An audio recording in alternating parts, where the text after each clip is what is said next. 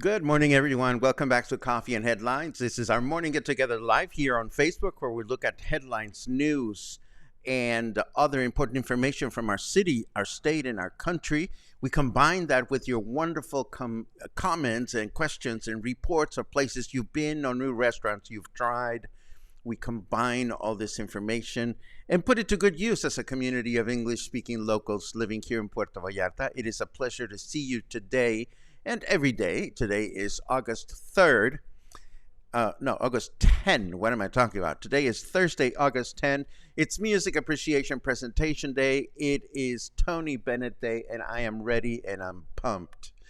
I hope you guys are doing well. And of course, I want to welcome everyone that is watching us today, particularly those of you that are watching live for the first time. If that is your case, please let us know by writing the word new in your comment, and we'll be so very happy to give you a nice welcome. And if there's something really important that you wish to share and you wish to have acknowledged during the broadcast, it helps a great deal if you add a capital letter Q at the beginning of your comment.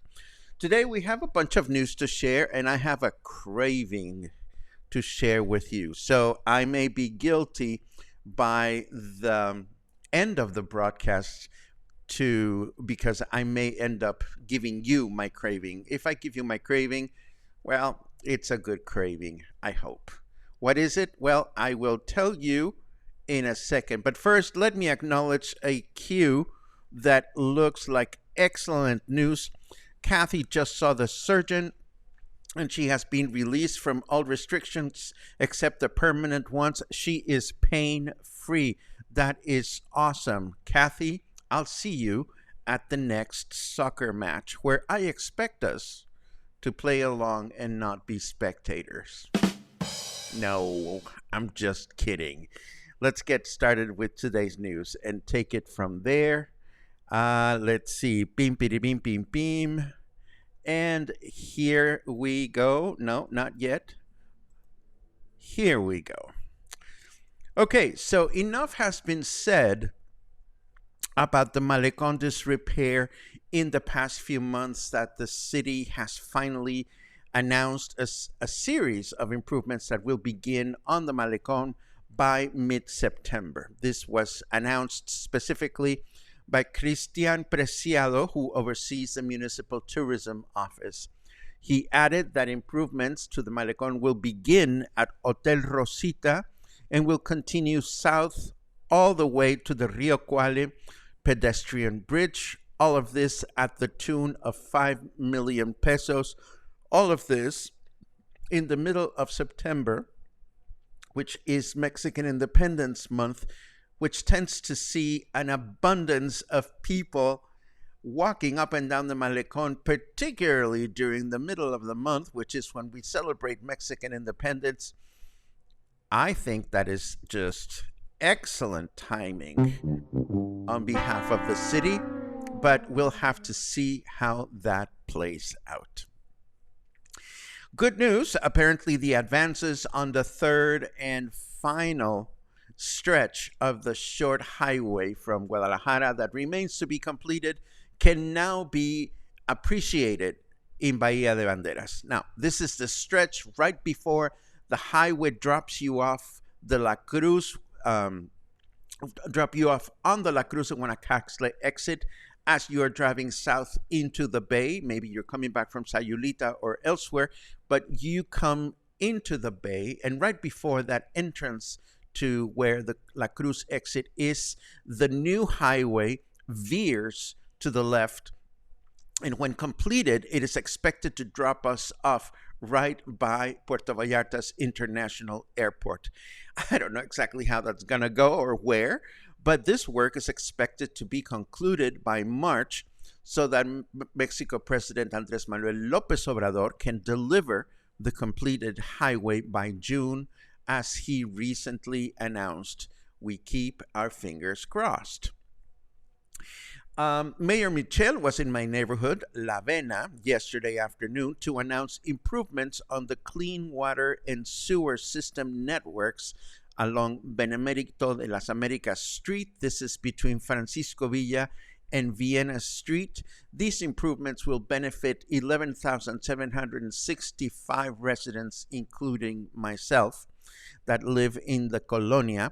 And just to show you where it is, well, here is Francisco Villa Avenue.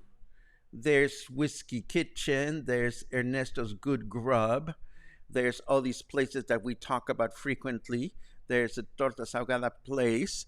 And of course, Benemérito de las Américas is this street that surrounds the neighborhood and goes around it from Francisco Villa all the way to the continuation of Vienna Street. I tell you, little by little, my neighborhood is becoming better and better when it comes to infrastructure. And because of the proximity of La Vena to Versalles, which is just on the other side of Francisco Villa, I have a hunch that in 2 to 3 years, this colonia over here will start being transformed for better or for worse into what Colonia Versalles has been transformed. I hope it happens responsibly.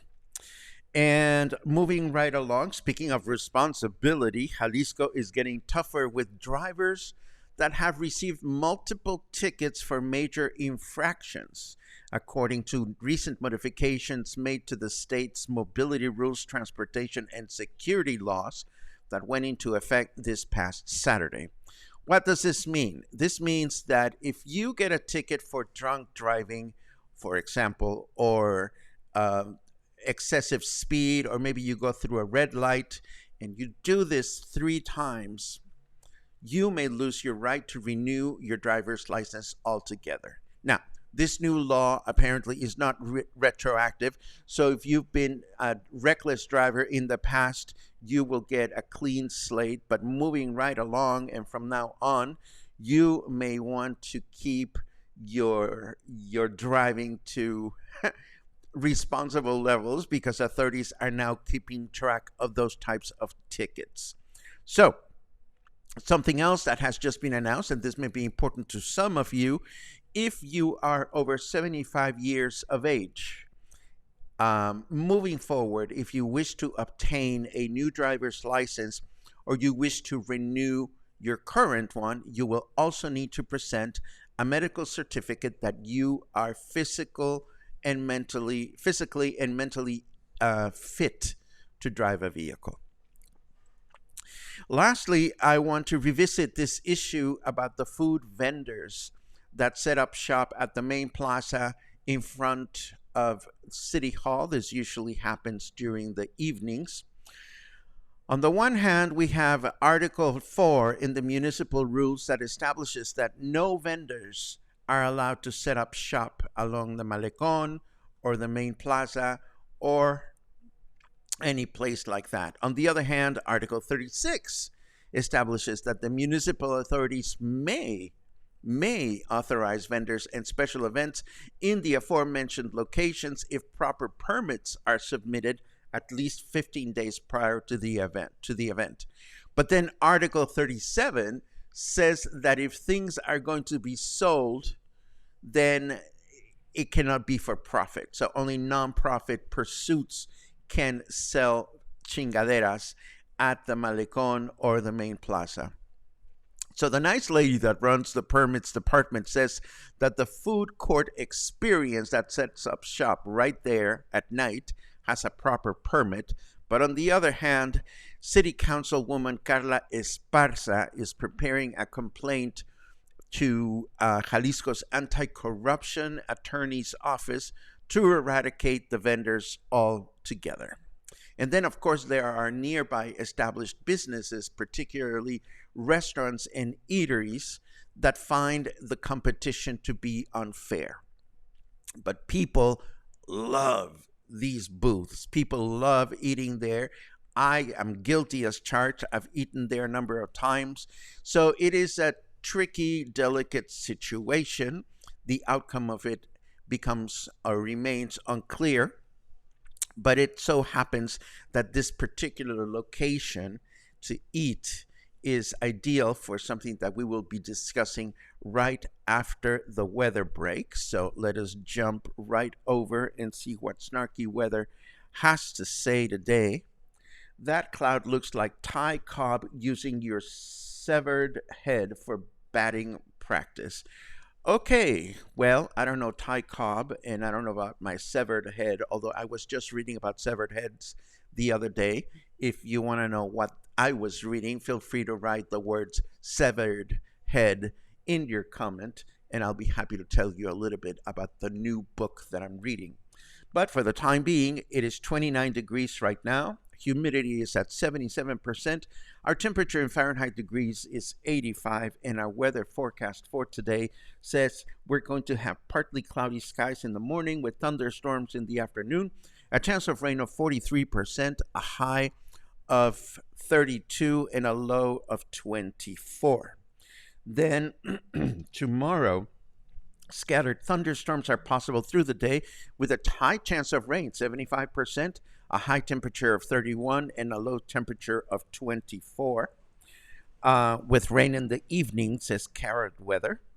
And then Saturday, we will have partly cloudy skies in the morning with thunderstorms in the afternoon, a chance of rain of 81%, a high temperature of 33, and a low temperature of 24. I went swimming yesterday afternoon right before it started raining, and it was fun until it became ridiculously complicated to even keep your eyelids open. It started raining so hard, but it was very, very refreshing. If you were in town yesterday and you happened to enjoy the rain, please feel free to let us know where you were and how it went for you in the comments. Moving right along, I have one more announcement to make before we get into this craving that is afflicting me.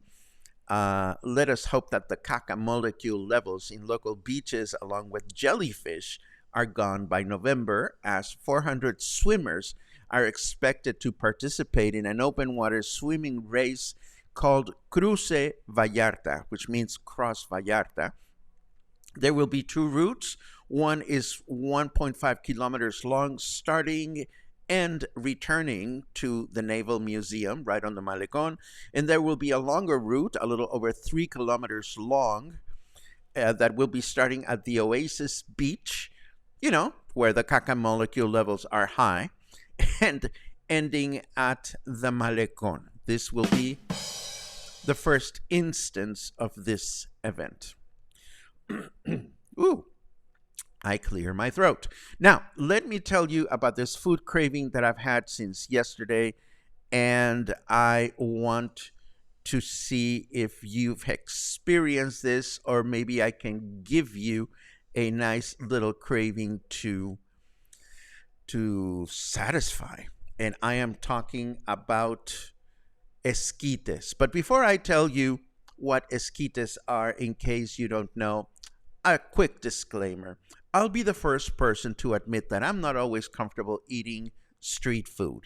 Some days I get a good feel for the booths. Some days I don't. But I'm usually more careless than careful. If you are careful, I can totally appreciate that and respect that. But one of my favorite guilty pleasures when it comes to eating at booths like the ones that set up shop right in front of City Hall are esquites. What are esquites? Well, esquites is essentially corn in a cup. You get to the esquite guy, and he will fill a cup with nice, warm corn and a mixture of spicy sauce and cotija cheese, which is kind of like cottage, but drier and sharper. And they can have mayonnaise and they can have lime juice. And it is just, and of course, you eat it with a spoon. You go to the booth and you get your little esquite, and it comes with a spoon, and you can sit at a bench or you can be walking and you're eating your corn without having to go through the trouble of chewing or eating the whole corn on a cob thing. Now, I will say this. Esquites, you can find a ton of recipes for esquites online that are beautifully photographed, like this one in a glass container, and you can prepare esquites at home.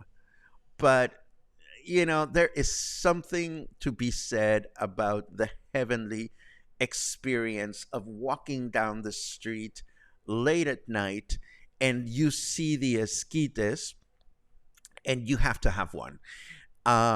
They are absolutely yummy. If you've never had an esquite, I totally recommend you do. And where can you find an esquite? Well, essentially, all these aforementioned plazas where you're not even allowed to set up a food vendor, this is the place to find esquites. Whether it is the Malecon, particularly around where they set up the food stuff right around the corner from the Naval Museum. They set up the food stuff right in front of the Main Plaza. I love the esquites at the Pitilla Main Plaza, which is closer to me. And they usually set up at the plaza around 7 o'clock, 8 o'clock at night. So whenever I have to run errands in Pitilla and I can do it in the late afternoon, it is just a yummy thing. So there you have it, a quick primer on esquites. If you've seen them from afar, they are absolutely delicious. I totally encourage you to try them. And now, with all that said, I hope you're hungry now.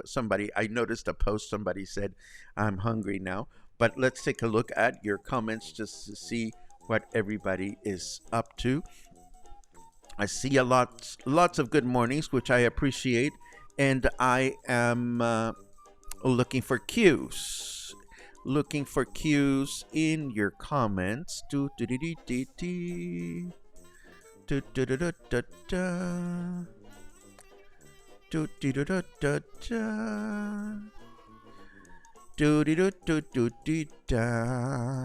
saw this one, but I'm going to put it up on the screen again because it's excellent news. Thank you so much, Dan and Kathy. And Dan, you are such a trooper to take care of your wife. And Karen, I said this in your comment, and I'm going to say this again. You have no idea how much I appreciate comments like this, because it closes a circle of uncertainty for me every time we put out there information. And when I say we, I mean Luna and I. Sometimes I get the confirmation that it served purpose. It's not like I have to get that confirmation for every single item, but every now and then, and I will go out on a limb and share something unexpected, such as the Tony Bennett article that we talked about yesterday. So when you take the time, Karen, to connect with me directly and let me know that you enjoyed it, or maybe it could have been that you didn't like it or you disagreed with the content, you're closing a circle, which means a lot to me. So I want to say thank you very much for that. And I'm glad it affected you in a positive way. Yay. Let's see what else we have. Da da da da da da da da da. There's another cue from Linda Hickey. So many years ago, like 51 years ago, I was in San Francisco to see a Roberta Flack concert. After the concert, my date took me to an after-hours jazz and blues bar, and we sat with his friends, Tony and Pearl. Yes, you guessed it, Tony Bennett and Pearl Bailey. Well, Pearl Bailey it was instrumental around 1950. I'm maybe getting my dates wrong. She was instrumental in getting Tony Bennett better known, because she was looking at the time for an opening act for her show at Greenwich Village, at a location in Greenwich Village, and she invited Tony Bennett to open for her, and there were important people in the audience that ended up changing his history altogether. So if you had a chance to spend time with them, wow, Linda, you are someone that has enjoyed a small, or maybe not so small, piece of history. Thank you so very much for sharing that memory with us. And if you're wondering who was in the audience that day when Tony Bennett sang an opening act for Pearl Bailey, I will let you know, because not all of you are going to be at the presentation this afternoon. It was Count Basie. And Count Basie and his orchestra had been around since the 30s. And Count Basie ended up doing 1 or 2 records with Tony Bennett. And Tony Bennett became the first male singer to do such a project with the Count Basie Orchestra. He was that amazing at that time. Let's see.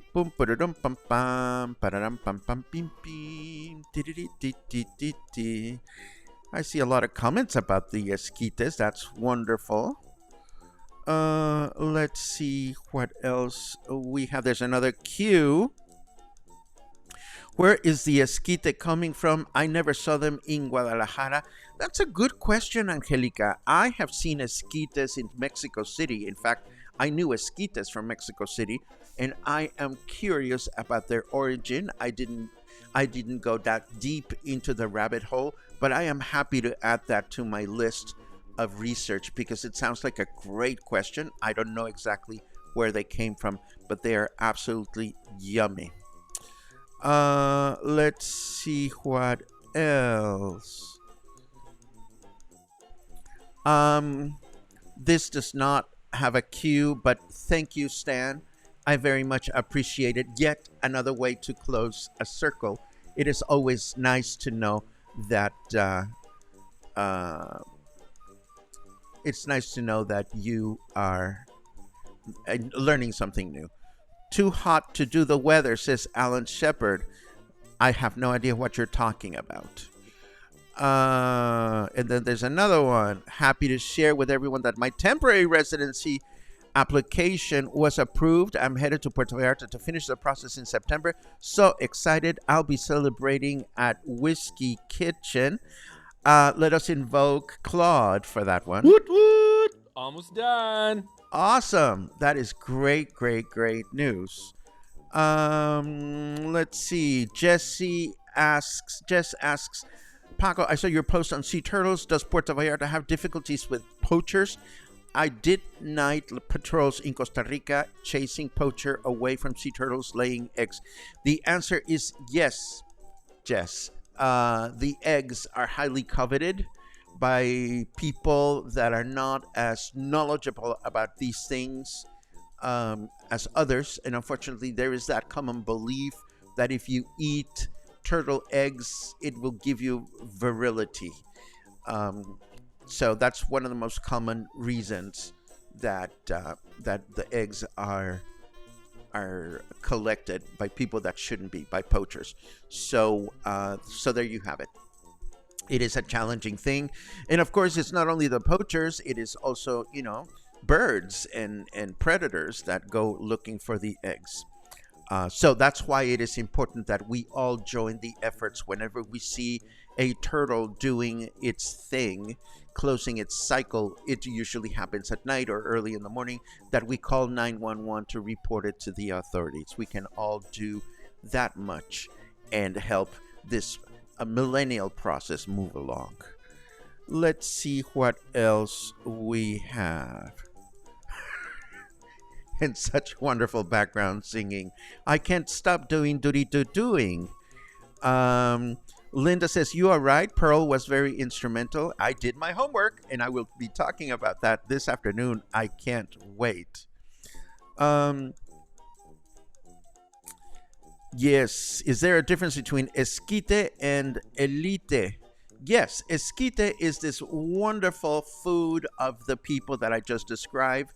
Elote is the upper crust assholes that think that they shouldn't be eating food like that. No, I'm just kidding. Elite is the same thing in Spanish as in English. The words are, elote, elote. Is there a difference between esquite and elote? That is a great question. Elote is, I think of elote as corn on the cob.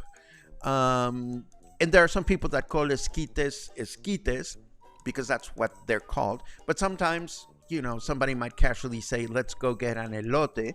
And that could mean either corn on the cob or corn on the cup.